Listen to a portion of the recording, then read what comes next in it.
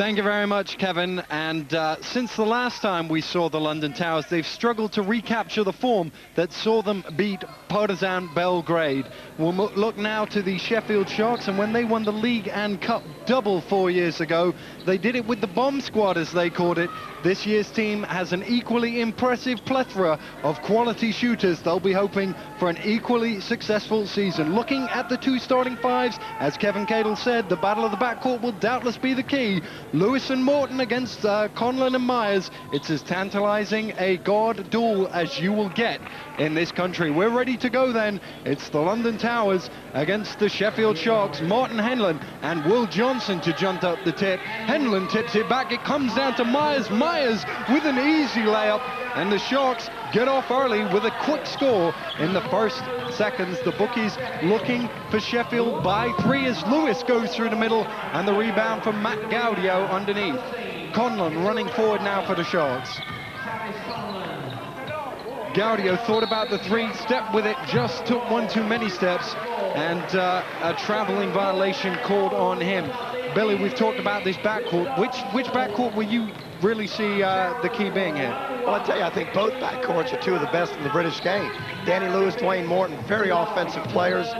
Malcolm Leake for a long 2, throws on the line. Speaking of offensive players, Malcolm Leake is a guy that can fill it up. So when you think about the backcourts, I think you got to even extend into the 3 men. You've got Todd Cauthorn as 1-3, Malcolm Leake is the other. These are 2 very talented starting 5s. There is confirmation of that. Bookies having Sheffield to win this one by 3. Johnson with the hook won't go. Rebound for Kubel, and back come the Towers. Leake backs out. Now, Billy, you were talking about the bus trip taking a lot out of them. Sheffield, of course, played last night as well. Well, and they just walked into the National Sports Center about 15 minutes ago. Hits again, nothing but string from Malcolm Leake, and he's come out firing here in the first couple of minutes. I'm sure the Sharks probably got dressed on the coach as they were getting pulling into the parking lot at the National Sports Center. The Towers look like they've been warming up for quite a while, and they've hit 2 pretty nice jump shots to start the game. Myers under pressure, nothing but net from Terrell Myers for 3. He's in his 2nd year in British basketball, and I think Terrell Myers is one of the best shooters this country's ever seen.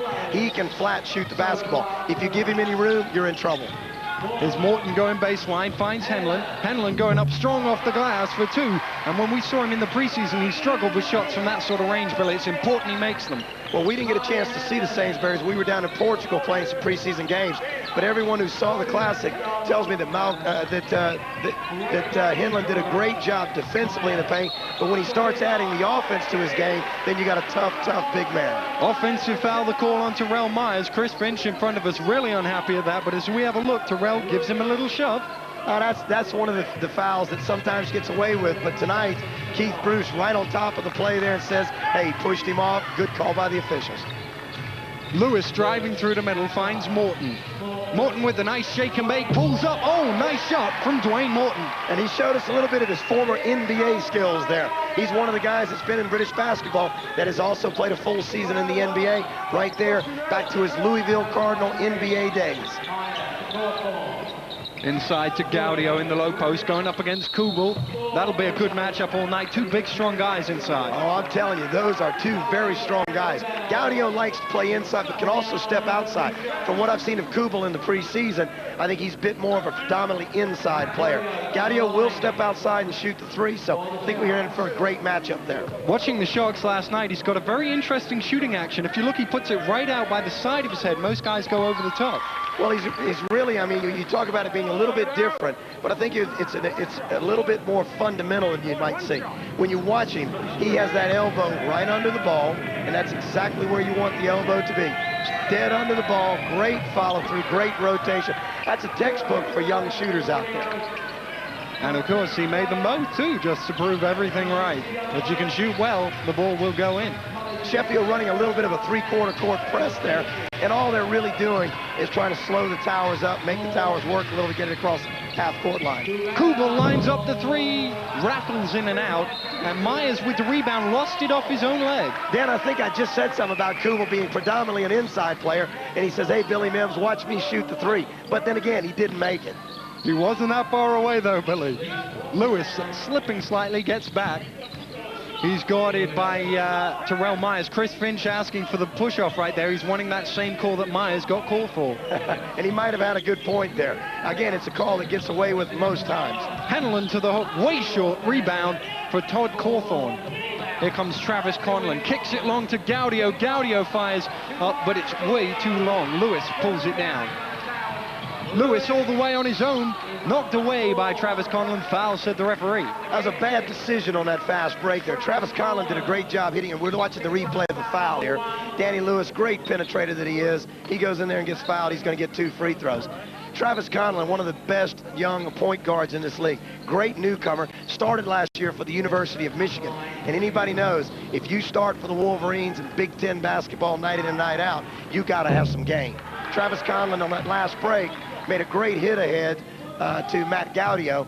Gaudio caught it in the air, falling out of bounds, shot an air ball. So bad decision on Gaudio's part. But again, one of the strengths of the Sheffield Sharks is they won't make too many bad decisions tonight. Just to qualify what you're saying about Conlan, saw him last night, Sheffield against Chester. He had 10 assists in the game.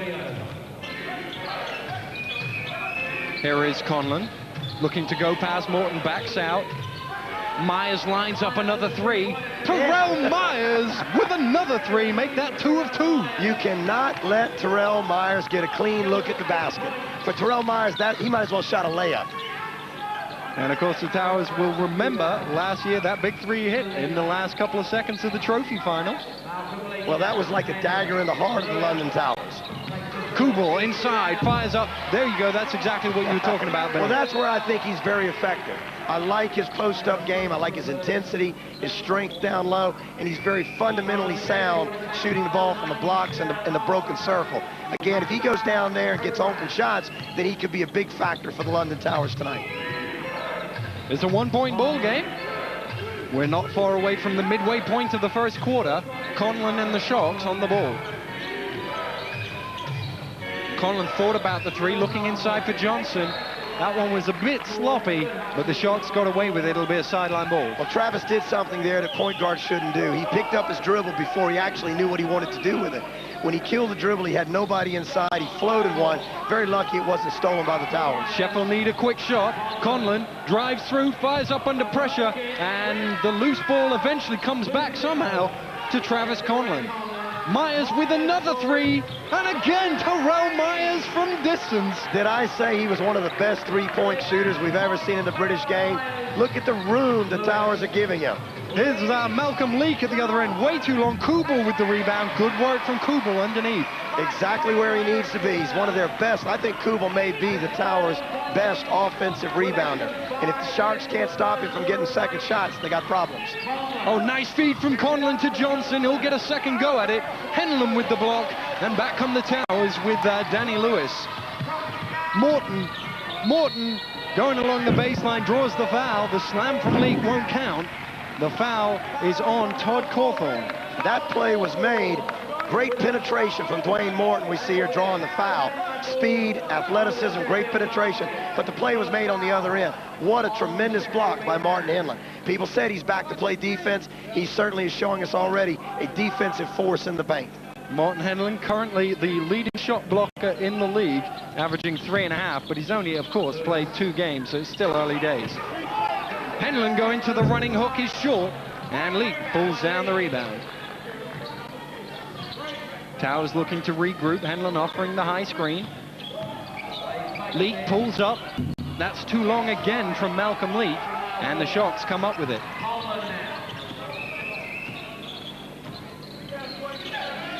Both teams early on here, Dan, playing good man-to-man defense. Sloppy pass there from Gaudio, threw it too far for Will Johnson to hang on. Well, what they were trying to read there is the Towers are playing really good denial on the wings. Will Johnson went back door. Matt Gaudio tried to lead him to the basket, led him a little bit too far. Malcolm Leake, Kubel, Morton through the middle, under pressure, gets the home court roll for 2.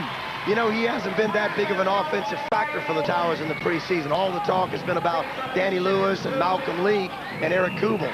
But I tell you, all of a sudden, I'm going to tell you, people better believe because Dwayne Morton can score points and score them in bundles. You've got to bear in mind, he was injured last season while at Leverkusen, sat out most of the year, so he's still refining his fitness. Nice move, Conlan underneath, but there's Morton to block it.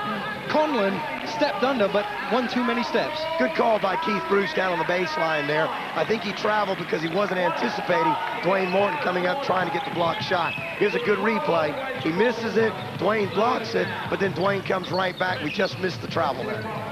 Here is Dwayne Morton to Henlan. Lewis thought about the three, got 3/4 of the way through his shot, and then decided against it. Myers knocks it loose, and it will be a Towers ball.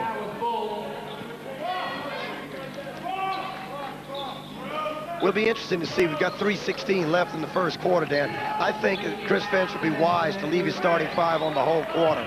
You got to remember they got very little warm-up, so the starting five for Sheffield are now getting that warm-up, but the guys on the bench have still had very little, if any. Kubel with a nice shot for two. The other thing to bear in mind is, although they did play last night, they were in control of that game from early in the second quarter, and when they started the fourth quarter, they had 4 of their starting 5 on the bench.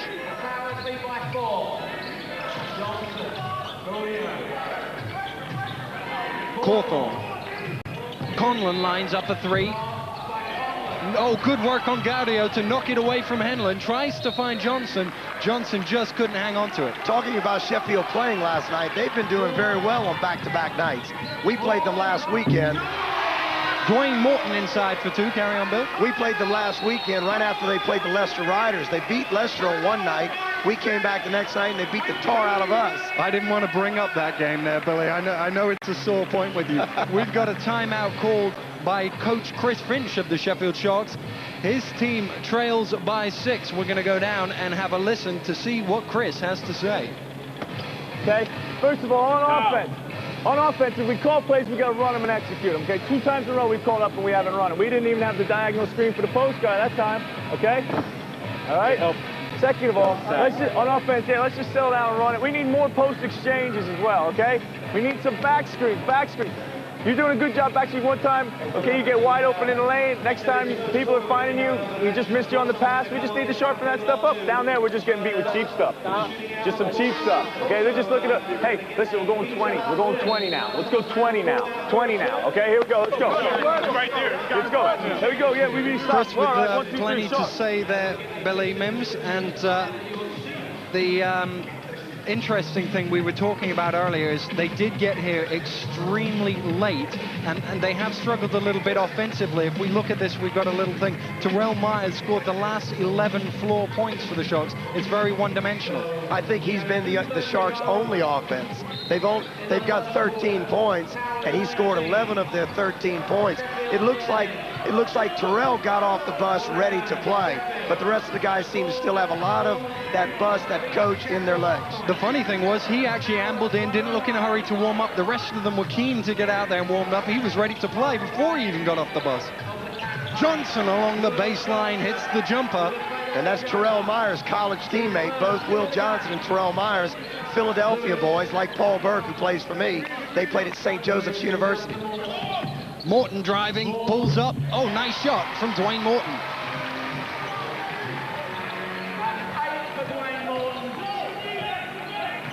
Great baseline move. Dwayne Morton is showing us he's come tonight to score points. He's going to become an offensive weapon for the Towers tonight against the Sharks.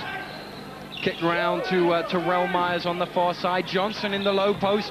We're going on about how Myers has got all the points. There's 4 in a row for Johnson. Dan, I got to tell you something. I mean, Will Johnson against us took 13 shots, made 12 of them. I don't think any of them were further than 6 feet from the bucket, but he shoots good shots, has great shot selection, and makes most of his shots.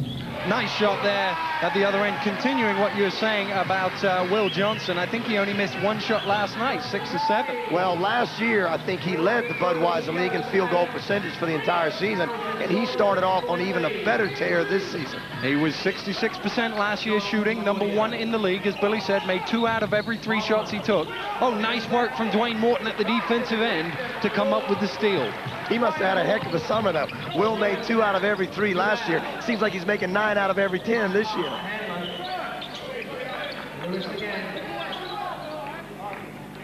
Danny Lewis with the ball for the Towers. Henlan spinning.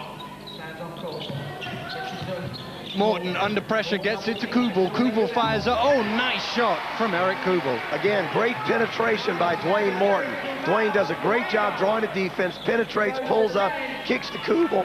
Short 15-footer's good. Myers' first miss from behind the arc.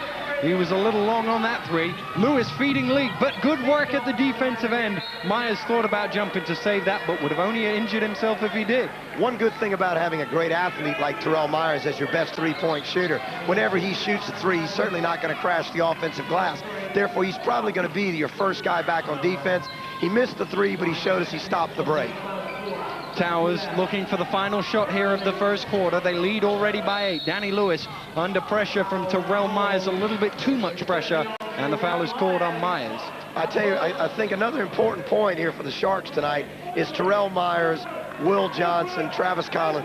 Those three guys, I think, are critical to the Sharks' success. Those guys cannot get in foul trouble. The lob into Henlan, struggles to get it, gets it back out to Leak. Oh, great feed to Danny Lewis for 2.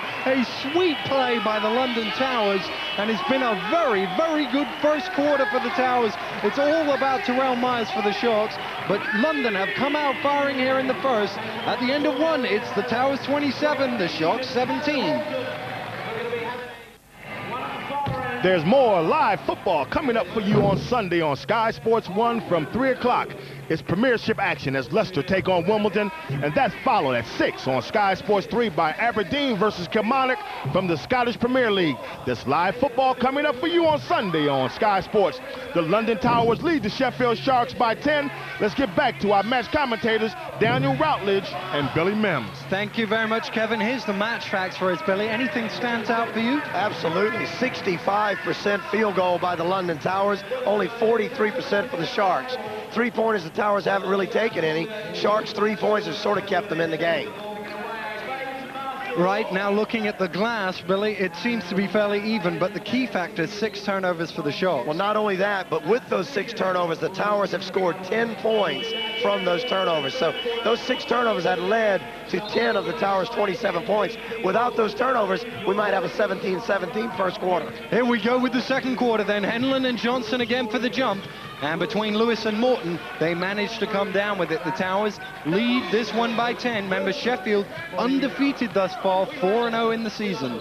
Lino Fatine, the Towers' new head coach, and his assistant Mick Batt, I saw them last weekend up at Sheffield scouting our game against the Sharks, and I think they learned an awful lot from what they saw last weekend, because they've had a great focused start to this basketball game. Henlan opens the account for the Towers here in the second quarter, 12 points, their biggest lead of the game. Remember, the bookies had Sheffield to win this one by 3. Early in the season, I tell you, those bookies are having a tough time. I don't believe the bookies have been too right on too many occasions. It's very difficult to tell just who's going to do what just yet. Nice tip in there from Will Johnson. I wouldn't want to be a basketball bookmaker on the Budweiser League right now. I know exactly what you mean, Billy. I wouldn't be wanting to put any money on any games either. Lewis from the corner for 3. Danny Lewis hits the Towers' first 3 of the night. Nice 3-point field goal in the corner. Danny spots up. Nobody's anywhere near it. You can't give Danny Lewis that kind of room and that kind of time. Myers with the quick step, backs out. The no-look pass just about kept in bounds by Michael Payne. Myers driving through the middle, in and out, rebound Henlan, and away come the Towers, but it's turned over as Conlan gets it back. Payne lines up a 3, can't give him that sort of distance. Michael Payne, one of the best 3-point field goal shooting English kids in the country, and he came off the bench there to start this second quarter. Obviously, he's had some time stretching on the sidelines. He looked pretty cool on that shot. Lewis.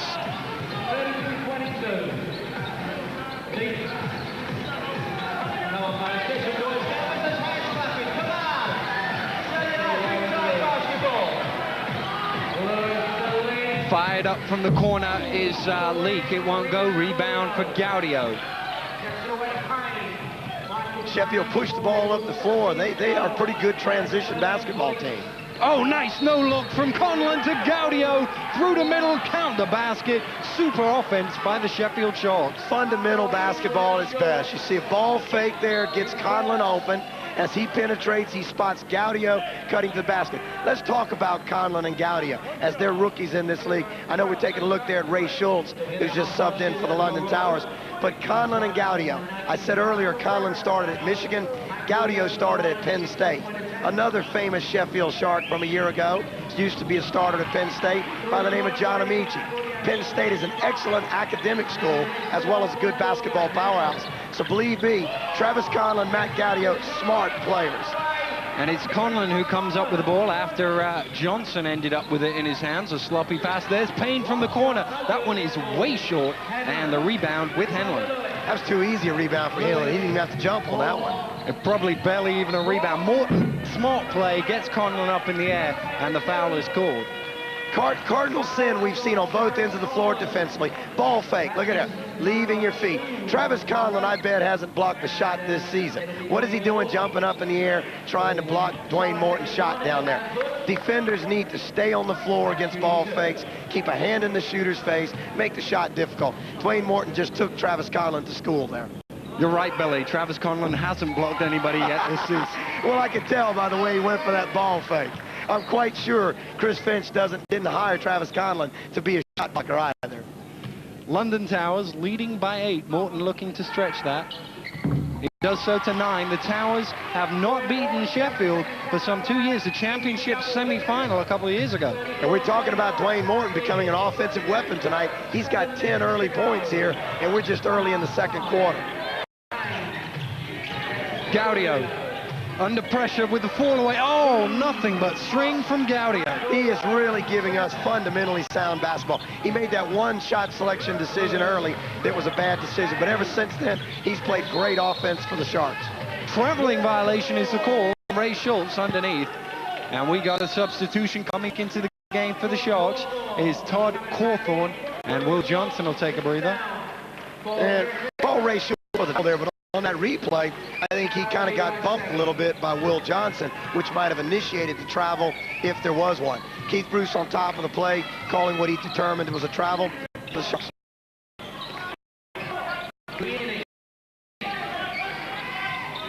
Gaudio getting the step on Henlan. Henlan got a big piece of the ball, but I think he got a big piece of the body too, Bill. Yeah, you see, the Henlan's got those long arms. When the ball's up in the air, he's always going. Well before Henlan got the ball, I think Gaudio made Henlan get a lot of Henlan's midsection. That kind of heavy bit around Morton there, that midsection. Gaudio at the line. And remember, there's an awful lot of Martin Henlan. What is he, 6'11"? How many stone does Martin Henlan weigh? I'm just checking down my list He here. looks like He's he's 19 stone. Oh, I was going to say 20, so I mean, the scales are being kind to him there. Great rebound by Henlan on the missed free throw, though. It was him that told me he was 19 stone, so it might not be true. As Sharks come up with the steal, and look at this score at the end of the first quarter. Manchester 21, Milton Keynes 18. Well, it's early days there. Milton Keynes is the kind of team this year. We've got a little words being exchanged out here. Yeah, I think it was nothing more than words. The foul eventually called on Danny Lewis. You were saying about Milton Keynes there, Bill. In the early stages of the season here, I like what Andre Alain's doing with them. They had a tough loss the other night to the Birmingham Bullets, 58-54, and I'm sure it was not the most exciting of games ever played in the Budweiser League, but they were competitive. Ooh, Danny Lewis, sorry to cut across you. Danny Lewis slipped on the floor and went down really hard. He banged his knee. He could have even pulled his groin. He slipped on the floor. That one looked real painful right in front of us. Paul Bale, I don't know if we can see it on that replay. Not quite.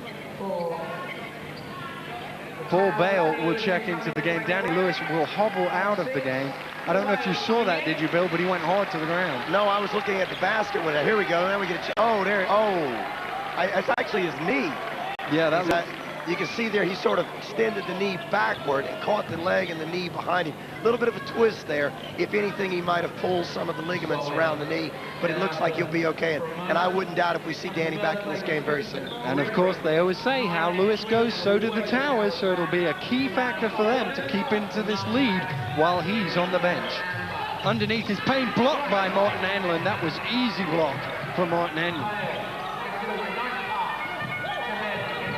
We're hearing it's nothing too serious from Danny Lewis. He'll be back in a couple of minutes, I'm sure. Schultz going to work in the low post. I think he learned that one off Martin Henlan. Now, that was a very nice move by Ray Schultz. The last one, he stumbled a little bit, got tripped up a little bit, and traveled. That time, there was no trip, and it was a beautiful little short baby hook by Ray Schultz. Kick round to the far side to McKinney, backs out for 3. Henlan pulling that one in, and Leek comes up with the loose ball. Still Malcolm Leek, and he's slipping as well. I don't know what's wrong, whether there's a little bit of extra dampness on the floor here, Billy. I think it's very warm in here. I mean, people talk about the British summer being over. Last couple of days, it's been very, very warm. In places like this, we have a swimming pool here in the National Sports Center. And that swimming pool lends humidity on a very warm night like this, and the floor is a bit damp. So I think there's no way they're going to empty that swimming pool over there. So as long as that water remains and it's very warm, we might see a few more slips before it's finished. It is very humid here in the National Sports Center. I just noticed there's Danny Lewis. He just got up and had a little walk around. He seems to be not too bad. I'm sure we'll see him back in the game shortly. His replacement has the ball now, Paul Bale to Henlan. Sloppy pass from Henlan, but Morton came up with the loose ball.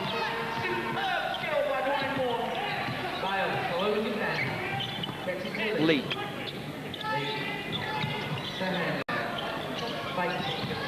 Leek fires up. That won't go. He gets his own rebound, though. Leek through the middle, and the rebound for Cauthorn. Malcolm Leek very frustrated at both of those misses and has kind of floated back on defense, but the Sharks don't come away too quickly. Payne from the corner, rebound, Bale. Now, Billy, you were talking about the turnovers at the first quarter. It was 6-0 at the quarter break. Look at it now, 4 for the Towers, none for the Sharks. They've come out well. As Leek gets the lucky bounce off the backboard and puts it in. Well, the Towers have turned the ball over a few times in this quarter, and the Sharks have settled down, but we're still looking at an 11-point basketball game, so Towers certainly got to be happy where they are. Gaudio for 3, rattles about but won't drop. The 2 Philadelphia Bulls you were talking about getting ready to check in. Terrell Mize and Will Johnson sat next to us. One more of the bomb squad there, you know. Sheffield have so many guys that can shoot the 3. You saw Gaudio step out and shoot it. Conlan can shoot it. Ian McKinney can shoot it. Michael Payne can shoot it. Todd Cauthorn. At the end of the day, the Sharks probably have as many 3-point shooters as anybody in the country. And if anybody can come back from an 11-point deficit, the 3-point bomb squad can. Well, Chris Finch has called a timeout. I'm sure he's going to tell his team when and where to be shooting the ball. He's pulling, he's going to go have a word with the referee before he has a word with his team. Not always the best thing to do, but his team trail by 11 will go down and listen to see what Chris has to say. Listen. Let's go back to fist, okay? But since it's outside shot's not going, the guy's open in the post. He's open in the post, okay? All right, and you got to stay active for him when he gets it in there as well, okay? Defensively, let's go 12. Let's go 12, all right? 12, okay? Here we go. Come on, my fault, guys. Pick it up, pick it up. Get out on the way. Defense. Chris Finch still seeming a very calm man. He's talking about changing their defense. Now they're going to change to their 12, so we'll see a little different defensive look from the Sharks. Checking into the game for the first time tonight, Morton Gottfried. He returns after a serious knee injury. The last time he played for the Towers was the 18th of January, a home game against Newcastle. He went down, injured his knee, has not played since. And to use Kevin Cadle's words, after his injury, Towers lost the plot last season. Just the bare numbers of it, the Towers were 21-4 before he went injured.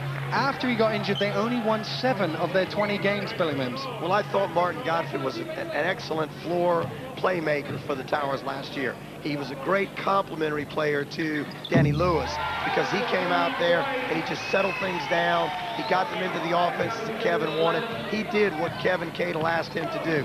Martin, one of the better young guards in the British game. I'm excited to see him back. He comes off a torn ACL, I believe, which is about as bad a knee injury as you can suffer. He's got slight taping on it, but nothing more as Will Johnson goes inside and converts for 2. Chris Finch's last time out, he said the big guy's open in the paint. We got to get the ball to him. Right to Will Johnson. Easy 2 points for the Sharks. Morton forcing the shot, gets his own rebound. High off the glass, Henlan with the offensive board. It's knocked away, and Michael Payne comes up with it. Myers to Payne. Payne going baseline. Feast Johnson for the slam. That was a slam dunk. Johnson standing in the middle, great penetration. Once again, bam, dipsy-do, dunkaroo for 2. I like that, Bill. That's nice. Where'd you get that one from? Oh, I think I stole that from somebody back in Miami. Henlan. Gottfried. His first touch in the game. Morton to Bale. Bale lines up the 3. Paul Bale! He got knocked afterwards, but he still knocked out the 3. It was close to being a 3 and 1. He did get knocked down after the shot. Great concentration, great shot. Nice move to Roe Myers. Count the basket, and the foul was called. Now, this is a good call here by Andy Birch. And a lot of people out there probably saying, wait a minute, he was fouled before the shot. Doesn't matter. FIBA's changed the rule this year and gone to what the rule is always should have been. If you are in the motion of shooting, if you're on your way to the basket and there's no doubt you're going to shoot the ball, then you are in the act of shooting. So the NBA calls it continuation. FIBA calls it in the act of shooting. I don't think FIBA have gone quite as far as the NBA, where if it's Michael Jordan, he's in the same zip code as the basket, we'll give him the 2. But it is a good rule. I agree with you on that one. Well, I think it is an excellent rule, because what happens a lot of times is players are going to shoot the ball, and unless you foul them, they're probably going to score. So I think fouling someone on the way to that sure shot should certainly result in an and 1. Schultz thought about the 3, then fed it into the low post to Morton. Morton with the spin on Payne, nowhere to go, kicks it back out. Shot clock ticking down. The Towers looking for the quick one. Morton under pressure from Payne and the shot clock. Gets his own offensive rebound, and the Towers will reset. If Morton had hit that shot, it could have been the play of the half. He was under a lot of pressure. Towers really didn't do a good job of handling that shot clock. See if they can get a better offensive look on this possession. Henlan looking to back in on Johnson to that spin, struggles with it, and the rebound is with Michael Payne. Got to give credit here. Sheffield doing a nice job in this second quarter, changing defenses and doing a great job in whatever they run. Great job by Johnson on the offensive boards, and the foul is called. Dan, we talked earlier about Will Johnson being the best field goal percentage shooter in the British game last year. He was also probably the best offensive rebounder. Robert Youngblood likes to say that Will gives you a little shove in the lower part of the back, but that time he touched nobody. He just got the rebound. It's a timeout, Towers. Let's go have a listen to Lino Fratton. Okay, now one thing, everybody's got to help out on the board. If there's a pick and roll or something, they can't have those easy rebounds. They're getting shots in here. They're not scoring on the perimeter. Okay, so we got to intensify a little bit on rebounding. Everybody on offense. Back, Billy, what do you think we're struggling to hear him there. What do you think he would be saying to his team here? Well, I think what he wants them to do now is settle down a little bit offensively. Last few possessions, as I said, they struggled with the shot clock. They came down, and you can see he's designing something there offensively for them now. They've struggled a bit. They've run out of the shot clock. They've forced up bad shots. So now I think he's probably just trying to settle them down offensively, say, let's get some good shots before the half. Talking of good shots, the Towers have shot reasonably well here in this first half. As we take a look at the stats here, Sharks, by contrast, not shooting as well. Well, but also the Sharks are taking more three-point attempts. Generally, when you take more three-point attempts, you shoot less of a percentage. They're 4 for 10, which is a good percentage behind the arc, but that's going to lessen their percentage inside the arc. Last action, Will Johnson drawing the foul. Here he is at the free throw line, looking for a nice roll, but not finding it. The fans out there that know that Lino Frattin, the new coach at the London Towers, he comes to the British League from the Italian League, and he's put together a team that is a very European-looking team. They are an inside-oriented team, a very big, strong, physical team. So therefore, you see the Sharks playing more of what would be a British game, running, shooting the three, trying to score more, put points on the board quickly, playing a full-court game. where the Towers are playing a half-court European game. Over 36 games, will the half-court European game be successful, Bill? It's hard to say. I mean, in recent years, the British game has been so different because of the number of foreign players, the number of more athletes that you find in the British game. The half-court game is kind of set aside for teams that are not as athletic, but teams that are bigger, stronger, more physical teams. That first style of basketball you were talking about sounds a bit like Leopards basketball to me, Billy. Well, we're not the only team in this league that's done it. The Birmingham Bullets have done it quite well. Newcastle has been a good transition team. Manchester has. A lot of teams have decided that to sell the game in the British game right now, you've got to entertain as well as win. Here's Terrell Myers, one of the best entertainers in this country. He gets it to Mike Payne. Cauthorn looking to work inside, and he was triple teamed. The referee said he got a foul. I tell you, he just kept winding his way in there like a corkscrew. And so watch him here. You want to see him. He spins, he turns, he winds, he screws it up. By the time he does that, somebody's bound to foul him. It was Ray Schultz who got caught reaching in, so it will send Cauthorn to the free throw line. TC is traditionally a pretty good free throw shooter as well. Just about to say, I hope I don't jinx him there. You know, the old jinx, when you say something about a free throw shooter being pretty good, they generally throw up a brick. Yeah, it's the curse of the commentator, Billy. He is an 80% free throw shooter this season. Well, I saw him make about 10 out of 10 against us, so no wonder I think he's a pretty good free throw shooter. He makes up for it, makes the second. That's the only 2 points Cauthorn has scored tonight, and he's sort of settling into this team as a role player. You know, the offense is geared around Will Johnson, Matt Gaudio, Terrell Myers. Cauthorn has not scored a lot of points so far, but I think he's just trying to be a solid veteran role player and do what it takes on each individual night. A similar sort of position to what he was doing 2 years ago. Absolutely. It seems like he's been thrust back into that, but they've got some excellent players around him and a lot of guys on this Sharks team that can score. Morton fires up. Oh, nice shot, Dwayne Morton. Good play, though, from the out of bounds. We talk about Sheffield Sharks' scoring ability. So far, I think they've scored over 100 points in about every game they've played. They have indeed. They played 4, and I believe they average 103 points a game. Foul is called. As we look at it again, Paul Bale just not quite there, getting there in time. I don't think he agreed with that. I believe Paul thought he had plenty of time to get there. That smile on his face says, look, I think I was there and I should have got the charge.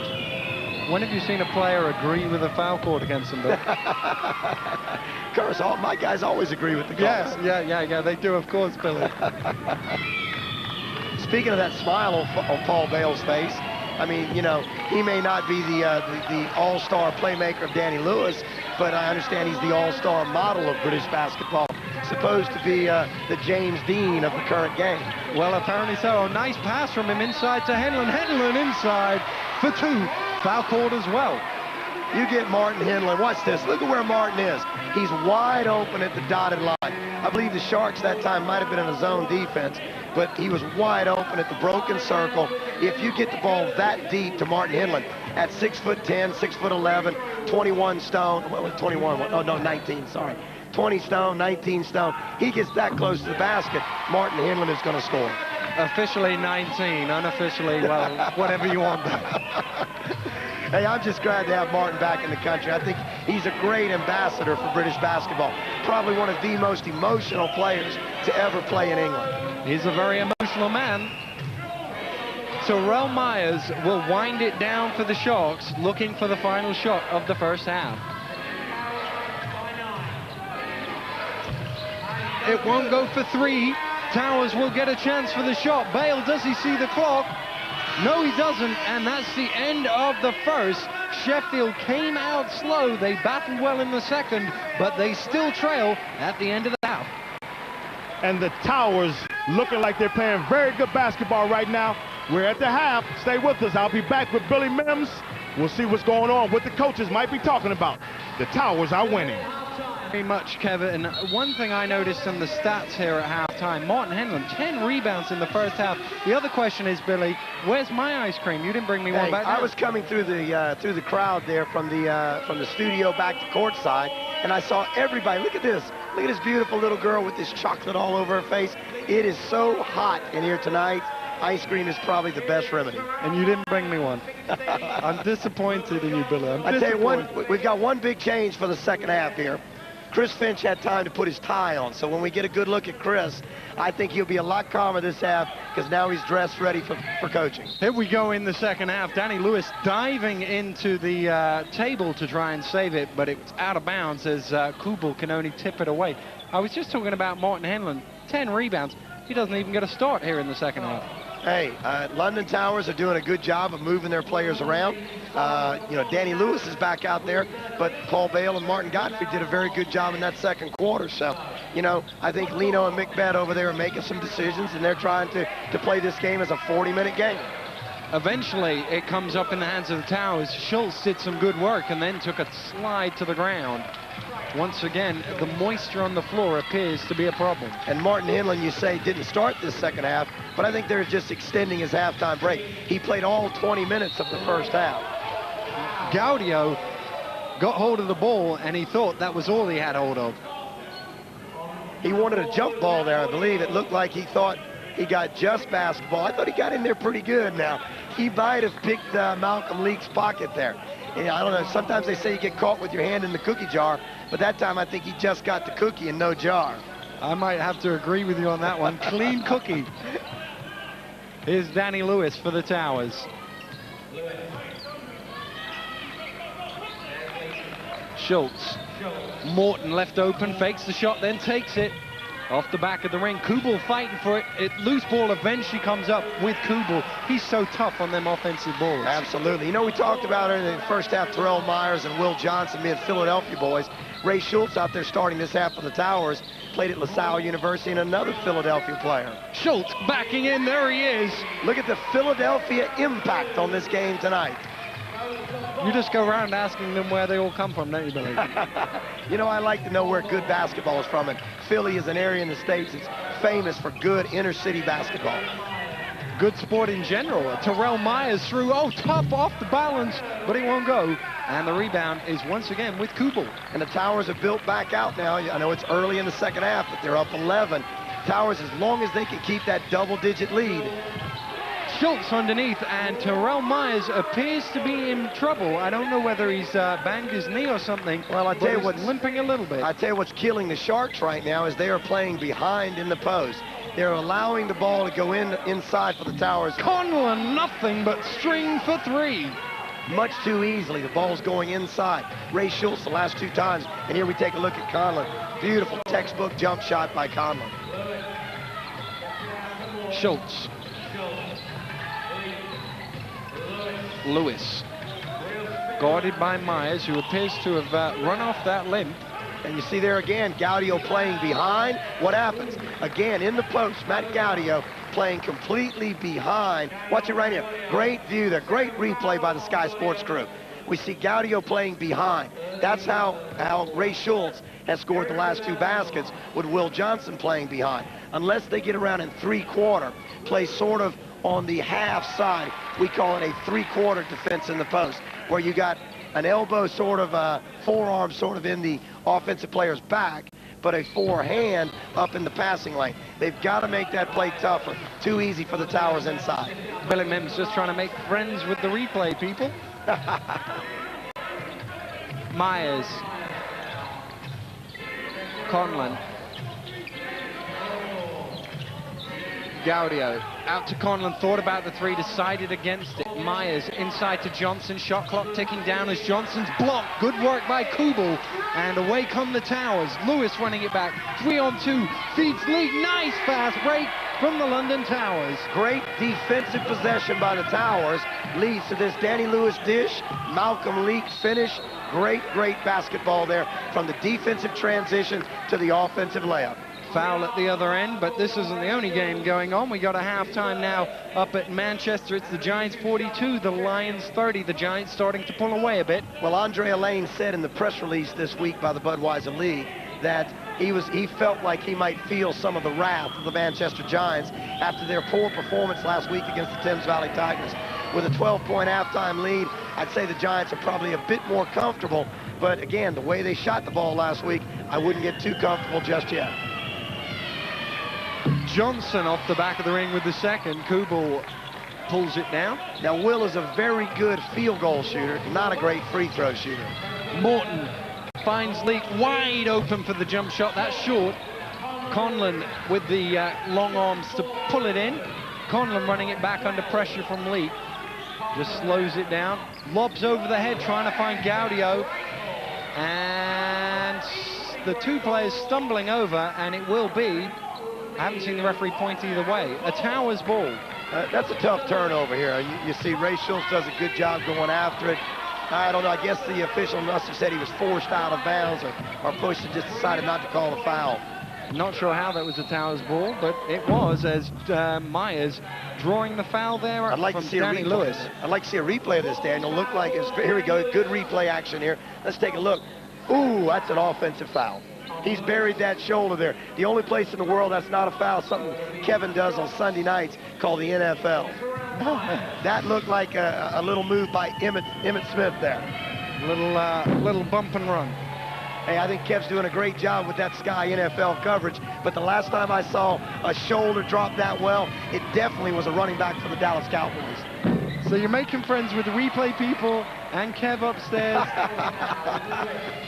Danny Lewis through the middle, Myers missing them both, and he gets the steal at the other end. Good break from the Sharks. Conlan to the finger roll, and a sweet fast break by the Sheffield Sharks. Conlan getting a warning here, and that's a good call by Keith Bruce. Conlan does a great job, beautiful finger roll in transition. Then Conlan, if we stretch this replay and see if we got enough of it, Conlan grabs the ball after the shot, puts it down, which delays the Towers. That's a delay of game. If they get called for a second one. Stolen away by Myers. He'll run it back on his own.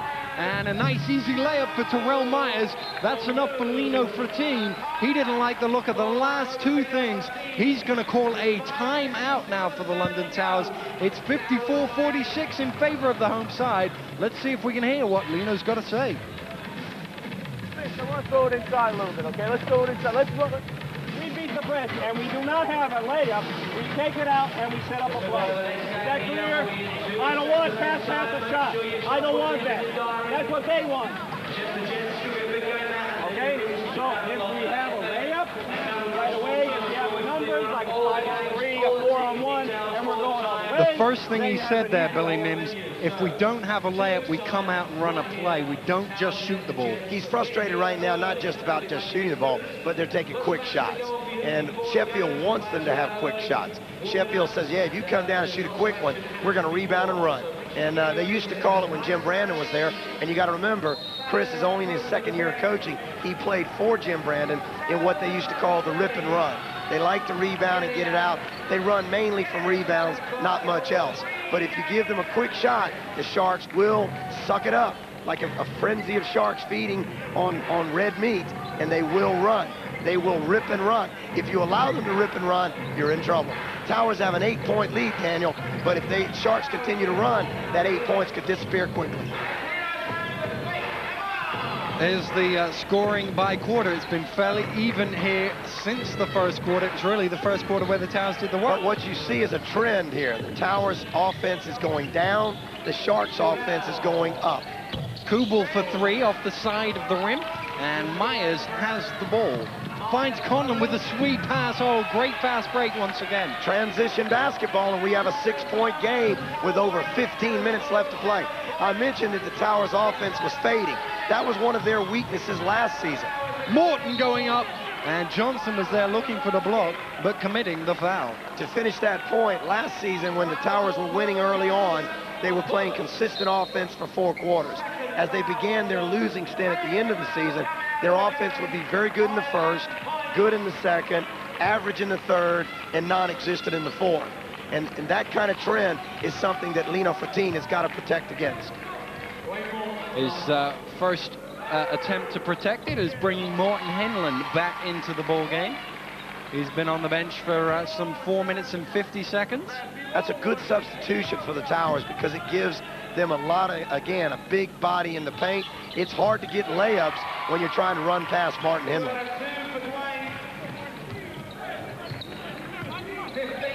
Myers for the Sharks.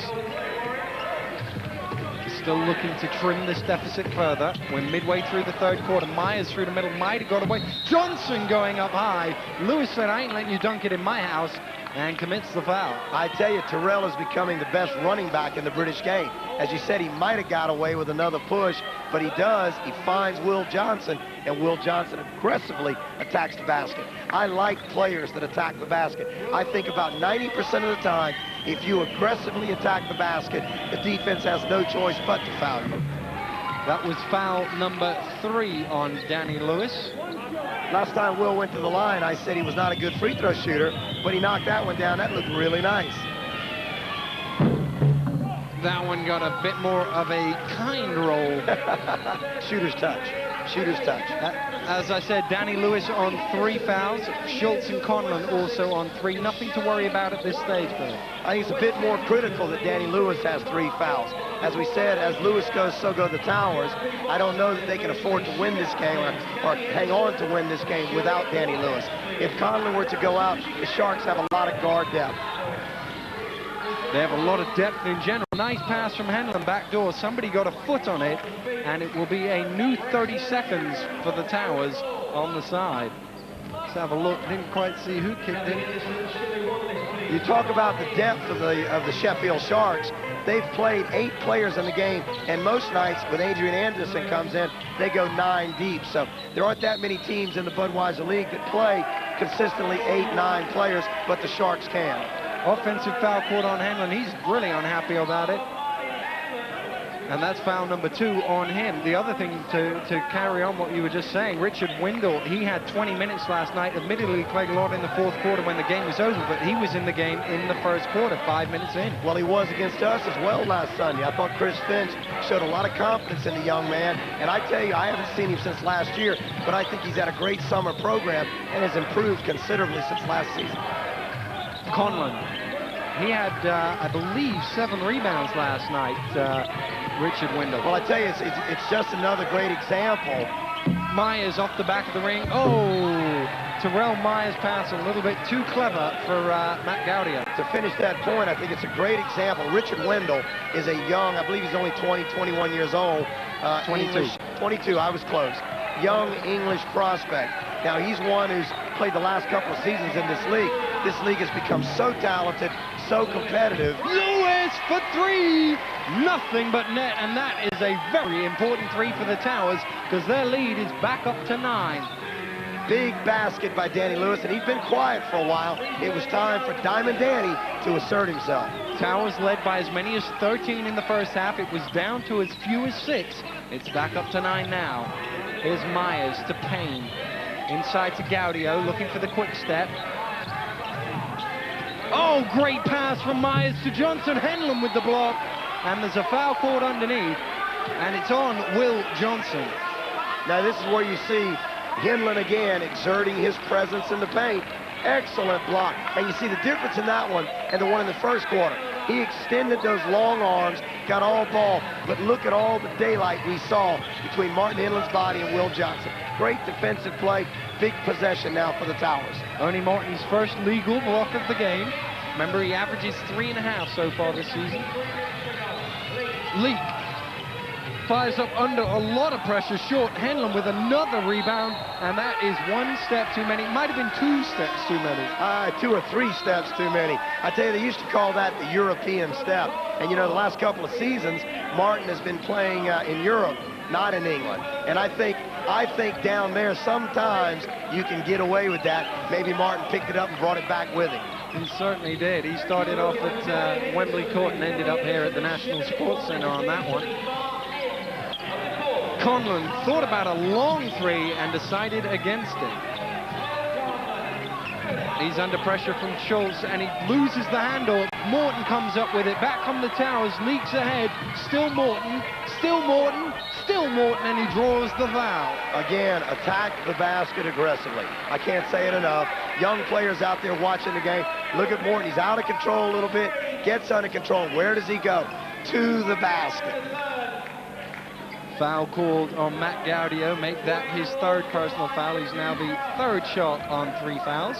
And as I said early in the game, I think Sheffield can't afford foul trouble on too many players. I think Gaudio is important, Myers is important, Conlan's important. If they lose a couple of those guys, even with all their depth, they lose experience.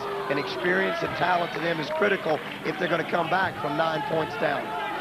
Dwayne Morton's first free throw had to think about it and then decided against. Rolled away. That one thought about it too and dropped.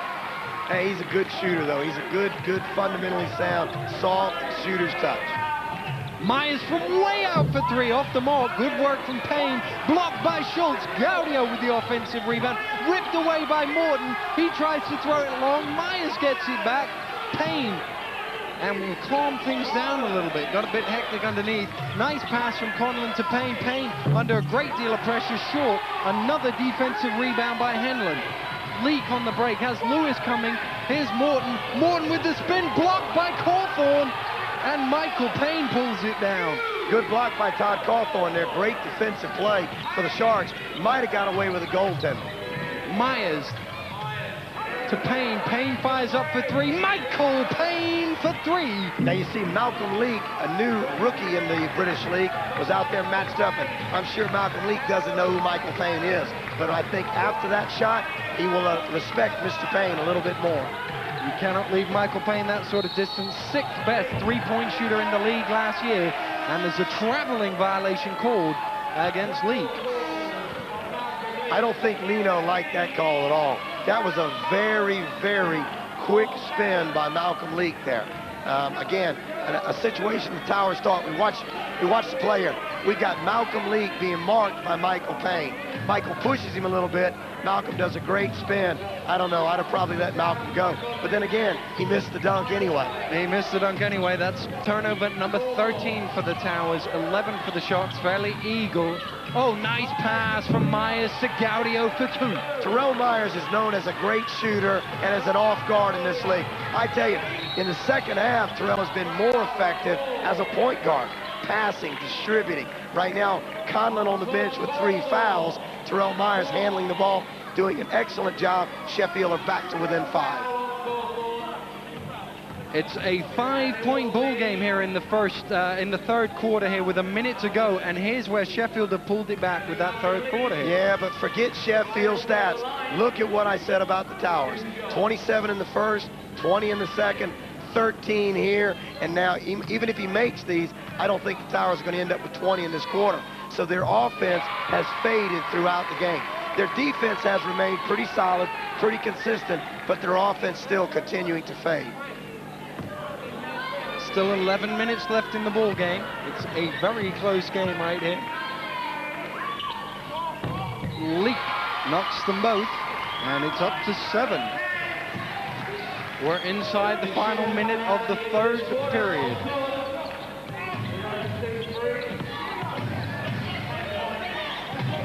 Myers. Towers running a zone defense, trying to force Sheffield to take an ugly shot. Gaudio. Shot clock ticking down. From the corner is Payne, hits the side of the backboard, but gets it back. Feeds Gaudio. Gaudio under pressure from Henlan, and away come the Towers with Danny Lewis. Lewis still going. Lewis all the way, and the rebound from League puts it back in. And that's a crucial play for the Towers at the end of the quarter here. Once again, transition basketball, all begun by a great block from Martin Henlan. Again, I can't say enough about Henlan's impact on this game. Myers feeding McKinney. Foul called on Ray Schultz, and the Towers bench are not happy with that.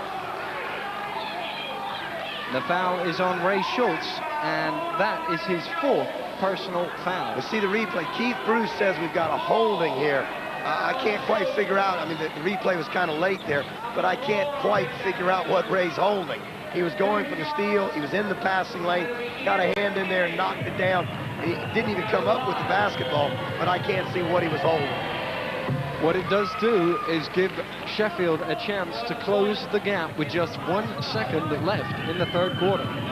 Malcolm Leake down long end. I'm sure Towers will try to throw it long and see if they can tip it up to the basket. No, they don't. Danny Lewis from way long. Oh, wasn't that far away. He did one of them against Sheffield at the end of last season. But here we are at the end of the third in this game. It's the London Towers who lead it, 64-57. We'll be right back. Thank you very much, Kevin. A quick look at the match tracks here, Billy. And really, the shooting from Sheffield has been poor. Absolutely. 42% for the Sharks versus 52% for the Towers. But you look at the two-point shots. London Towers 52% in the paint, and they've only taken 6 threes. Free throws have been very good for the Towers, not very good for the Sharks. And on the other page, the rebounding. The interesting thing on that is the 20 rebounds for the Towers at the defensive end. Morton Henlan has 11 of those defensive rebounds. Absolutely. He's been a big impact on this game, and when the Sharks are shooting so poorly, there are going to be an awful lot of defensive rebounds to go around. Here we go then. It's a 7-point ball game. The hometown Towers lead it. We're down to the 4th. It's Henlan against Johnson to tip it up, and the Towers come down with the first offense of the final period. Lewis looking to take some time off the clock as the Towers run a set play.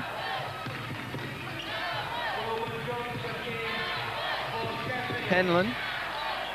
Shot clock now ticking down to under 10 for the Towers. Here's Kubel. He's back to the shot clock. Finds Morton. Lewis. Nobody seems to see. Kubel with the turnaround. And it's rebounded by Michael Payne. Nice job defensively there. Sharks running a sloughing or sagging man-to-man.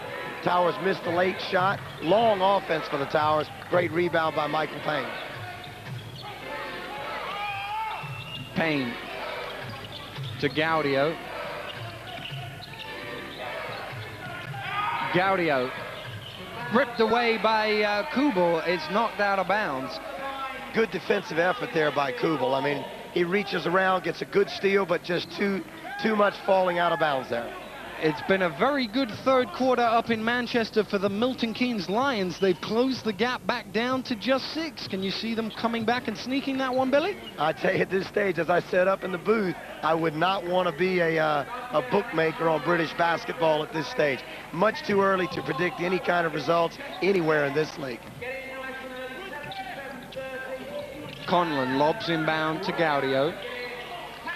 Payne in the low post is Johnson going to work on Henlan. Nice move from Will Johnson under some real pressure from Morton Henlan.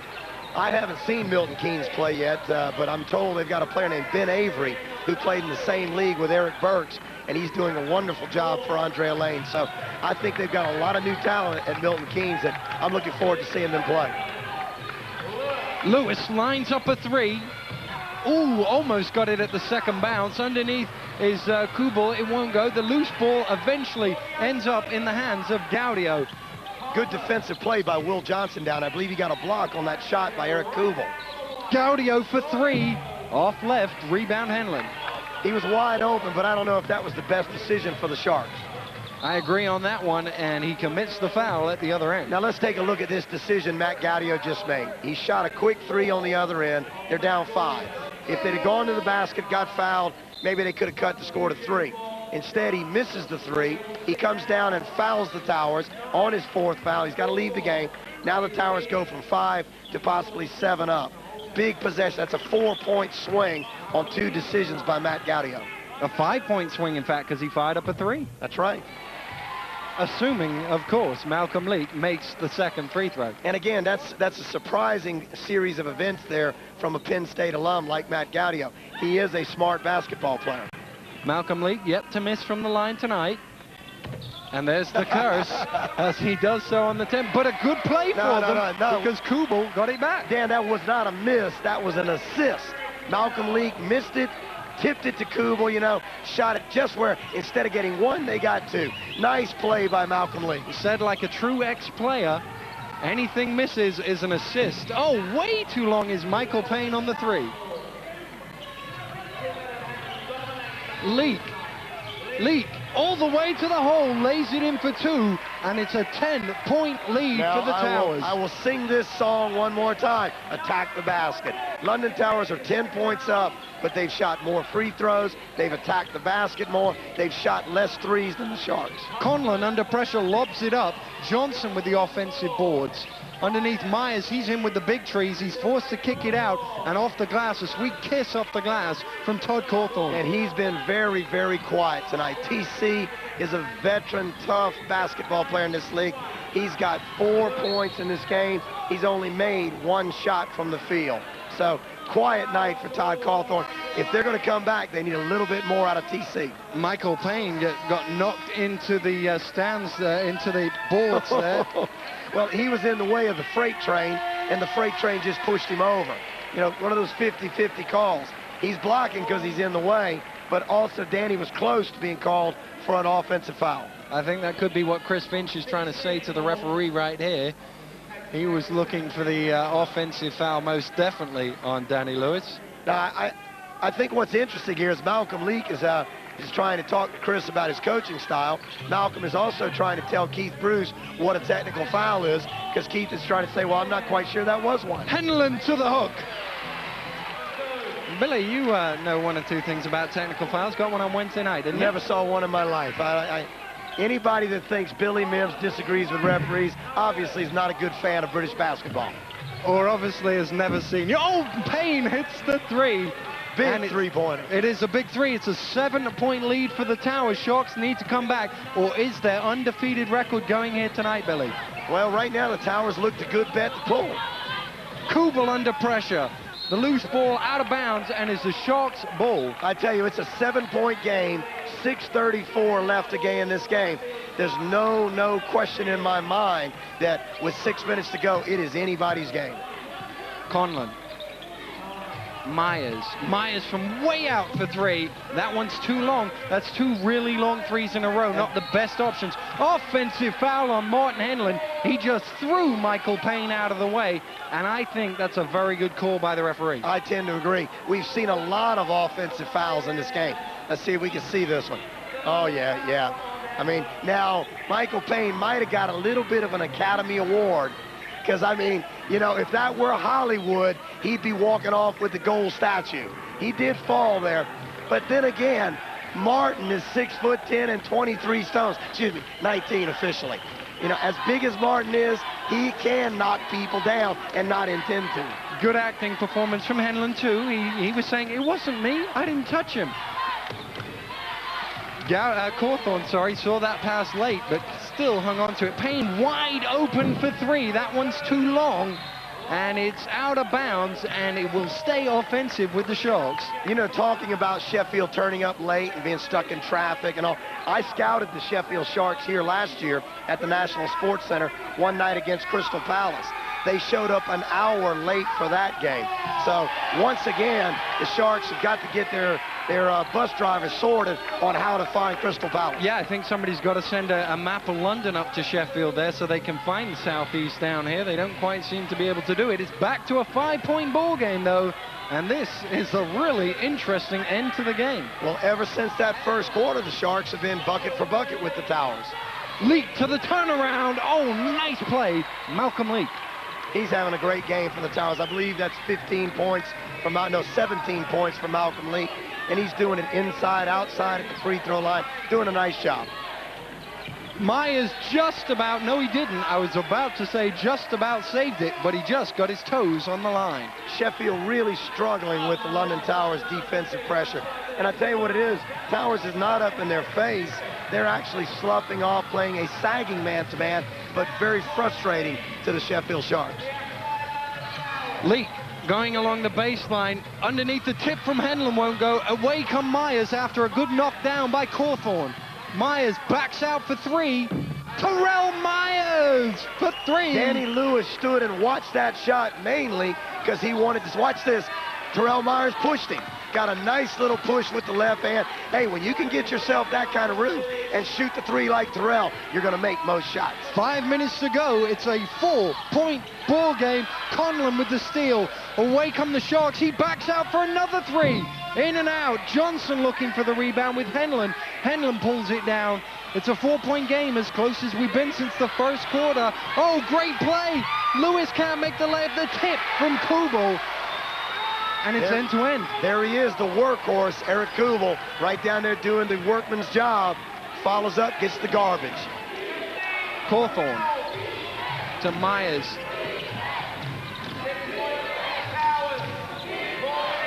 Conlan lines up another 3. Conlan knocks it out, and the Sharks are shooting themselves back into this game. London Towers defense, though, is starting to sag a little bit, and they're also starting to float. They're not as aggressive as they've been earlier. They're not as in sync as they were earlier, and they're certainly not playing with the physical confidence we've seen for the first 3 quarters. It's a 3-point ball game now. Lewis has it for the Towers. 3:48, and this is going to be a great final 3.5 minutes of basketball. Shot clock ticking down. Can Lewis see it? He feeds underneath to Leak. Leak to the flick. Kubel again with the offensive rebound. He looked like he might have got hacked. Referee said no, and away come the Sharks. Myers running it. Still Myers. Myers off the glass. Lays it in for 2, and it's a sweet play. And Will Johnson, as Terrell Myers made that layup, Will Johnson was doing a couple push-ups in the lane at the other end. Must be some kind of motivational physical activity there. Really funny. I've never seen that in a basketball game. Never seen anybody do push-ups, but Will Johnson, he's a very emotional player himself, and he loves to do that sort of thing. Now, Lino Fratton, what will he be saying to the Towers right now? With 3:26 to go, their lead that was as many as 13 is only 1. Turnovers are the problem for the London Towers. We saw in the first half the Sheffield Sharks were the leaders in the turnovers, but now the London Towers are turning the basketball over. Martin Henlan, for all the rebounds we've talked about, he's got 16 rebounds in the game, but Morton has 7 turnovers. Those 7 turnovers have led to points by the Sheffield Sharks. Every time the Towers turn it over, the Sharks seem to get an easy basket. We're talking about those turnovers. Let's have a look at the turnovers by quarters, Billy, because I think this is a very interesting looking stat.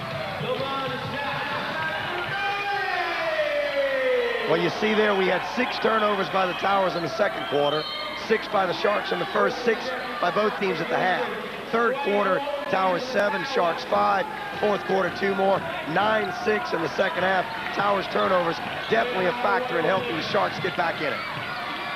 Schultz once again just applying a bit of pressure up court. Towers quite easily get the ball over, but it's taken a good 12 seconds off the Towers offense, and that's probably the reason why Sheffield are doing it, just to throw Towers out of sync. It's a 1-point ball game as we approach the final 3 minutes. Duhaney into the ball game, backing in. Duhaney, that's not really what Lino Fratton put him in the game for. Well, Captain Roger's not known as an offensively aggressive player. Captain Roger is the defensive stalwart. He's the banger. But to isolate him, Henlan looked like he wanted the basketball. Roger got it on the block over there. Henlan was posting, and Roger just drove past Henlan. To be fair, there was only 4 seconds I saw it in the background on the shot clock, so he did have to shoot the ball. Well, he is the London Towers captain and most veteran player next to Henlan, so he might have saw it, said, I better get the shot up. Lewis getting past Conlan, pulls up from the free throw line, short, and Kubel fighting with it with Henlan. Loose ball is there, and there's a foul called. I believe it's on Kubel, who's on the floor. That's a great play there by Will Johnson. Kubel did all the dirty work here. You see Martin Henlan and Eric Kubel are tight there. They're bumping into each other. They're fighting for the basketball. You don't want to fight for the basketball with your own teammate in that situation. Kubel loses it. Will Johnson gets a hand in. Kubel fouls him. Now, we were talking about Roger Duhaney. He's in the game here. We've got 2.5 minutes to go. And Malcolm Leak is on the bench, and he's the Towers' leading scorer. I don't know. Maybe Malcolm Leak has asked for a blow. Maybe in the last 2 minutes, Lino expects him to step back out and make the game-winning play. Myers comes up short on the 3. I'm sure Lino knows his team a lot better than I do. This is only the second time I've had a chance. I saw the Towers play Rondorf in preseason, and this is only my second look at the new-look London Towers. And guess who's coming in the basketball game? Malcolm Leak. And guess who's going out? Did we make that substitution, or did Lino? I think we made that sub. We can take credit for that one, Billy. Leak to inbound. Henlan. Don't forget, last 2 minutes of the fourth quarter, shot clock stops. after every score, sorry. Got it out in the end. Danny Lewis going baseline, draws the foul. And that's vintage Danny Lewis. It's a 1-point game. It's under 2 minutes to play. Danny's going to go to the basket. He keeps the ball in his hands. He says, guys, I'm the veteran. I know how to draw fouls. I'm going to penetrate. I'm going to shoot 2 free throws. Foul number 4 on Will Johnson. He joins Gaudio on that. Lewis to the line for only the 2nd time. He's 1 of 2 so far tonight. If I'm the London Towers, I stay with the same philosophy. I attack the basket. Next time down the floor, whatever I got to do, I take something to the basket. Inside post up, penetration from the guard, but I attack the basket. Danny Lewis remains 50%, 1 of 2 on both his trips to the line so far this evening. It's going to be very difficult for Matt Gaudio and Will Johnson to play aggressive defense on the Sharks end because they're both on 4 fouls. 3-point option here, or are they looking to just try and go inside? Far too early for that yet. It is Myers going inside. Henlan with the rebound. Feed to Leak. Leak. Oh, great block at the other end from Travis Conlan. Loose ball coming right down, and it's a Sharks ball with 1:27 to go. Chris Finch turns straight to the table. Timeout. Watch this replay. If we see this replay, I have to say this. Travis Conlan gets his first block of the season, and what a block it was. Chris Finch called a timeout. He's surely doing a play. Let's go see what it is. I want to run down to Matt. Okay, down all the way through to Matt's side. So I want you and you on the same side. Okay, so we got a shooter jump post. Okay, Mike Payne, watch the post. Watch them shooting the gap on the pass. All right, watch them shooting the gap on the pass. Okay. On the defense, everybody. Yeah, listen. We're in 22 and we got fouls to give. That's an excellent timeout by Chris Finch there. You know, young coach who's 4-0 in this league. He's maturing very, very quickly. You know, I mean, I think that that trophy win last year for them has done an awful lot for Chris Finch. In this play, he's gone. He wants to go down, and he's saying to run it all the way through to Gaudio. So it's going to be a lot of options, but they're going to take it all the way through to Matt Gaudio. So we'll see what happens. He's got a post-up guy and a shooter on the same side. They'll look to the post first. If not there, I think we'll kick to the shooter. Right, Billy, head on the block, 1:27 to go. It's a 2-point ball game. Who's winning? I'm on the fence, I'm telling you. The Sharks have made a great comeback, but it is the Towers' home court. Anything can happen. What a great minute we're at. That's a politician's answer. I'm not going to give an answer out properly. Gaudio backs in. Gaudio fires up. Nice shot from Gaudio. Great call from Chris Finch. Great call. They executed, got the ball right where Chris wanted. Matt Gaudio makes the big shot. What a timeout by the young coach. Last time the Towers were here, their opening home game, Malcolm Leak with a 3, 5 seconds from the end to beat the Edinburgh Rocks. Have we got anything like that tonight? We'll see. Offensive foul is the call on Malcolm Leak. And look how happy Will Johnson is with that. Well, you said Will Johnson's a very emotional player, but he's emotional right now because of the defense he just played. What a job of sliding over, cutting Malcolm Leak's path to the basket off. Towers were not going to look for a 3. As I suggested, they did attack the basket, but you can't run over the defense. And a brave move by Johnson, bearing in mind he's on 4 fouls. Hey, if that had been a block, Johnson would be on the bench. We have 45 seconds to go. It's tied at 76. Towers led by as many as 13. Now trying to stop the Sharks from taking the lead. Conlan for 3 is short. Kubel fighting for it. It came off Leak's face, and it will be a Sharks ball. I hate to say it, but not a good shot selection decision here. Last play, they went right down to the baseline inside, got a good shot. This time they shoot a quick 3. Not so sure that's exactly what Chris Finch wanted. They get another chance at it. There are 4-second differential between the game and shot clock. Chris Finch getting ready for a timeout should his team miss. Spreading the floor here, you see Terrell Myers almost saying, everybody get out of the way. I'm going to penetrate. I'm going to get open. I think Terrell Myers, unless he's double-teamed, will take the last shot. Don't forget the Uniball Trophy final last year. Myers 3 was the winner. Here is Myers, fakes under pressure. Terrell Myers, it doesn't go in. Rebound for Dwayne Morton, and that is going to be that. We're going to overtime. At the end of regulation, it's the London Towers 76 and the Sheffield Sharks 76. Billy Mims, what a great game. What a comeback. What a comeback. We talked over and over again about the Sheffield Sharks being late in traffic, showing up only about 5 minutes before the tip-off. A very quick warm-up. I tell you, as this game has gone on, the Towers have gotten tired. Maybe the long warm-up the Towers had waiting for the Sharks has affected their physical makeup. The Towers appear to have gotten tired through the course of the game. The Sharks appear to have gotten stronger. Now, Billy, who does this favor going to overtime? The Sharks on the comeback, or the Towers getting a second chance at it? Well, the momentum is definitely with the Sharks. I think if you're the Towers, you've led the whole game.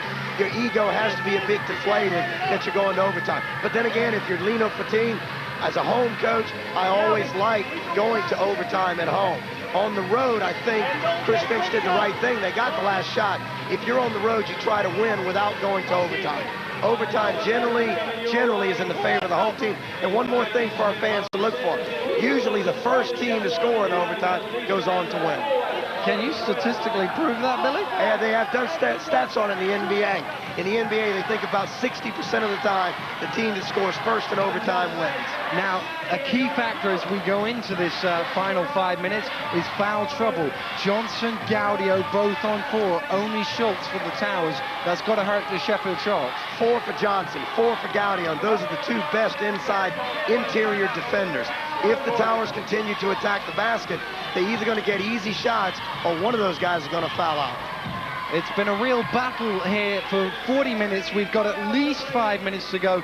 Proof of a battle. Matt Gaudio has his shirt ripped on both sides. I don't know if that's proof of a battle or maybe those muscles are just rippling there and he's ripped right out of that Adidas jersey he's got on. Here we go with overtime, and the Towers will have the first offense, looking for the first score that Billy Mims claims will give them a better chance to win. Well, the NBA has statistically proven it, but my wife's mother down in Hyde believes it.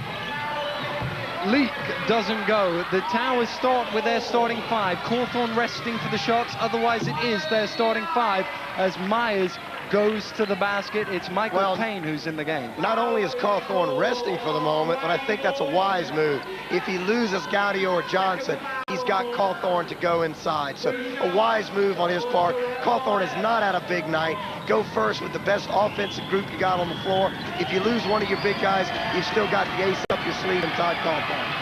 Terrell Myers has given Sheffield, according to Billy Mims, a 60% chance of winning the game. Billy Mims and Billy Mims' mother-in-law.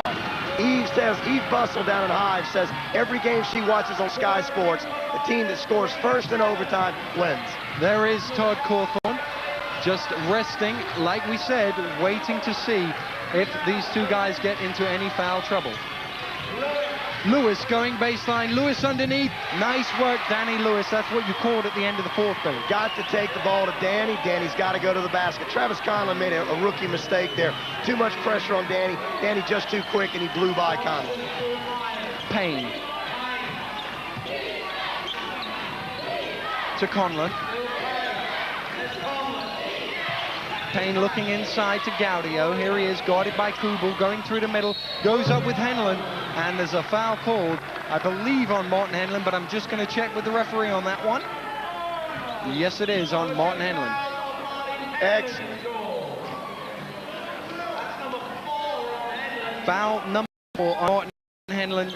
He's never fouled out of a ball game in his life, Billy Mims. Is that a true? I mean, that's a stat that I'd really like to check. You know, Martin's played a lot of basketball in a lot of different countries. You know, maybe back at Virginia Commonwealth in college, you know, VCU and Richmond. He might have fouled out one there. I don't know, but that's a heck of a stat. If he hasn't, I tell you what, you can attest to it. He's a very smart player. He's told me he's never fouled out. I've had Kevin Cadle verify it, and Kevin's been his coach for an awful long time, so I'm willing to believe him on that, and I don't ever recall seeing him foul out. Yeah, but Kevin didn't coach him in Virginia. Now, come on. Kevin's not that old. Come on. I never implied he was old, Billy. Yeah, but Martin is. I got to work with him every week. I'm not going to say anything against Kevin. Martin is the oldest player on the court right now. We've got a foul called on Terrell Myers. And it will be an end-line ball to the Towers. neither team in the penalty after 12 minutes of play. Dwayne, I tell you also, Dan, not to interrupt you there, I'm just watching Dwayne Morton talking to the officials. Dwayne was very active. He had 10 points in the first quarter. He's only scored 6 in the last 3. Here is Morton lobbing inside to Henlan.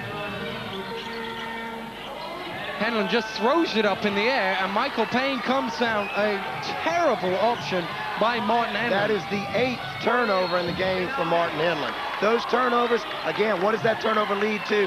A layup on this end. He didn't make the layup, but he got fouled.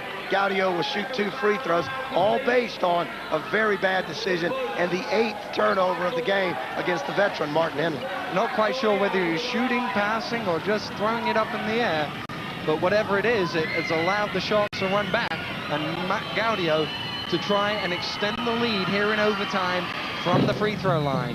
Oh, but it doesn't get the roll. Big miss there by Matt Gaudio. If he makes both of these, a 4-point lead with 3:24 really gives you the momentum in the upper hand.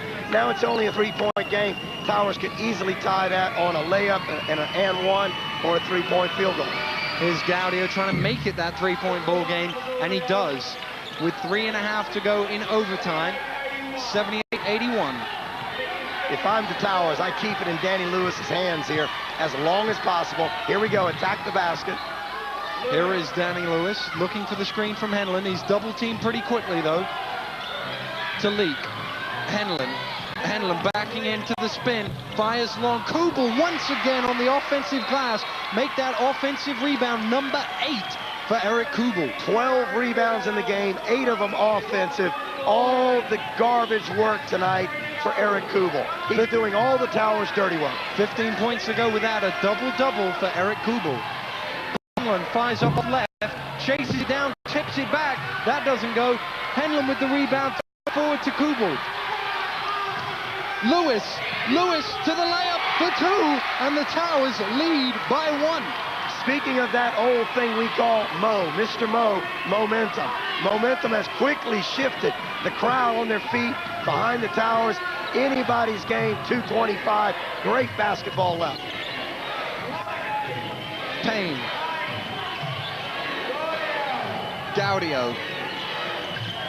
Looking to go to work on Kubel. It spins into a double team and a clumsy foul by Dwayne Morton. That's, again, a good decision by the Sheffield Sharks. No quick threes, no ugly perimeter shots, no bad turnover, dumb passes. Just take the ball down inside. They got some big bodies. Will Johnson, Matt Gaudio, very strong, very physical, very fundamental. Go down inside. We got a little shoe problem here. I think he had a stone or something in his shoe, and he was just sorting it out. Yeah, but I tell you what, I think he just wanted to get a little TV time while he tied up places here. Don't forget, when we go into the final 2 minutes of overtime, the clock will stop as it does at the end of the 4th. This is the first overtime game of the season, as Gaudio hits the bottom of the net with that one to tie it at 82. And once again, great camera work there by Sky Sports, getting that footwork, problem sorted out there for Matt Gaudio. That's a good thing that we can see on the camera and not smell.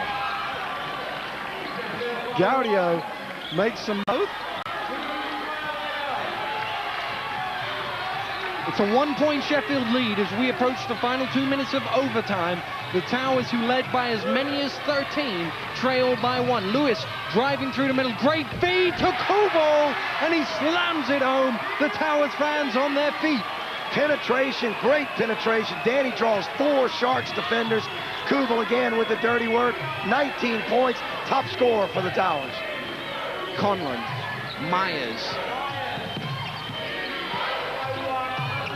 Myers off the screen, driving through the middle to the finger roll. It's tipped by Leak, but it goes in all the same. Terrell Myers with 27 points. 1-point lead for the Sharks. It's back and forth. Lewis now, can he respond? He's guarded by Myers. This is like a boxing match now. 2 heavyweight fighters standing toe-to-toe in the ring. I think we got one coming up later tonight on Sky Sports. Let's see which boxer comes out on top this one. Lewis, round to Morton, shot clock down to 7. Henlan, still Henlan, throws it away. Will Johnson comes up with it and says, let's slow this down. We've got a 1-point lead. There's only a minute to go. Make that turnover number 9 on Martin Henlan. Turnovers could be the death of the London Towers tonight. Lino Fertin not going to be pleased when he takes a look at the stat sheet and the amazing amount of turnovers. Myers runs down the shot clock, fires up, nice shot from Terrell Myers, and Danny Lewis was looking for the offensive foul. Once again, Danny says that's 3 times in a row. You can hear him tell Andy Birch down there, he can't guard him. It's impossible for Danny Lewis to guard Terrell Myers if he pushes off. And what happens? A veteran shooter like Terrell Myers knows that he can take his hand that it's off the ball and he can push a little bit in tight, close to his body. If he pushes and gets away with it, he gets just enough room, just enough time to get that good look at the basket. He needs to make that shot. Now, in theory here, with 45 seconds to go, the Towers should get 2 offenses to Sheffield's 1, in theory. Do they come down, shoot a 3, or do they just look for a 2? I hate to say, but that theory went out the window with the new rule that FIBA put in this year. Now that every basket score stops the clock, 44 seconds could be about 8 possessions. But do they come down and shoot the 3? I don't think so. If I'm the London Towers, I again try to attack the basket. If you get a good look at the 3, take the 3. If you don't get a good look, try to get a good drive to the bucket, score, play defense. If you get a 2 and a steal, you may still win this game by 1. All right, then, we got 45 seconds to go. The Sheffield Sharks undefeated this season. Only one of 2 teams undefeated thus far this season lead the London Towers, who are currently 1-1 here at the National Sports Centre by 3. We're ticking down the final 40 seconds. Chris Wright, the owner of the Sheffield Sharks, sitting across the way from us. Leak fires up for 3. The loose ball is with Gaudio, and Gaudio is quickly fouled by Eric Kubel, and that is foul number 3 on Eric Kubel. During the course of this game, the Sheffield Sharks have been 9 for 27 behind the 3-point arc. The London Towers have led almost throughout the game and have only been 3 for 8 behind the arc. Again, I don't believe the 3 was what they really needed in that position. And I know Malcolm Leak won a game against Edinburgh shooting the 3 and tried to tie it there. But there's a lot of time left in this game. Had they have gone to the basket and drawn a foul, anything could still happen. It's the Sharks fans over on the top left side from us who are making the most noise. But now listen as the Towers fans try and make some noise to put off Matt Gaudio, a chance to make it a 2-shot ball game. And I'll tell you, with that free throw there, Chris Wright, as I said, the owner of the Sheffield Sharks, sitting just across court from their bench, big sigh of relief I saw on Chris Wright's face there. 2 of 2 from Gaudio, clutch free throws. Towers need a score, and they need one quickly. Lewis under great pressure for 3. Danny Lewis knocks out a huge 3-pointer. And a problem there, the clock continued to run. The Sports Center here didn't stop the clock after that Lewis 3-pointer. Towers looking to stop the clock now to commit the foul. That is a new rule this year, and you're going to be watching it around the country. That clock continued to run. The Towers have now fouled them. They lost about 3.5 seconds on that clock. We will see if that 4.5 seconds will make a big difference as Matt Gaudio goes to the line, knowing if he makes 2, it's a 4-point ball game. Pressure free throws for Gaudio, and he knocks that one out. Now, with the new rules, this is still not impossible. Even if he makes the second one, they have a 5-point lead. Towers are going to go long. They're going to hit a 3. If they hit the 3, the clock stops. If they get a steal, hit another 3. 6 points in 7 seconds, not impossible. Here's Lewis, kicks it forward to Morton. Morton fires up the 3. It's got to go. It does go. And there's 2 seconds to play. And the Towers still have a life in this game. They need a quick foul. They won't get it, will they? No, they won't. And Sheffield Sharks have hung on to win by 1 game in arguably the best comeback of the season so far. What a great comeback by the Sharks, Billy. I tell you what, they can't go home blaming their bus driver now. The coach driver got them here. They survived. They came back. What a great win for the Sharks. They're now 5-0, top of the league. Wonderful job. But we've got to say well done to the London Towers as well. They weren't quite good enough. The Sharks have got the victory. Hey, what a basketball game. Sheffield wins by 1. Suzanne Dando is down on the floor with the winning coach. Thanks very much, Kevin. Chris, what a comeback. Well, you know, it wasn't the prettiest of performances by Westfield Sharks, but you know, we gutted it out. I thought we were leaving it a bit late, but then we got things going. Mike Payne hit some threes. We just scrapped and scrapped and scrapped and fought and got things to go our way and forced an overtime period. Well, they took advantage of those turnovers in the first quarter. I think they got 10 points off of 6. Yeah, I mean, you know, stepping off the bus, no excuse for being late, but we were a bit raggedy. We couldn't settle into our offense. You know, they played some good ball. They took it right to us like you should do in that situation, and we were reeling a little bit. But we just wanted to manage the score and the damage limitation to halftime when we can get things implemented. Well, looking at the points per quarter, it looked like London Tower's offense was fading throughout the game.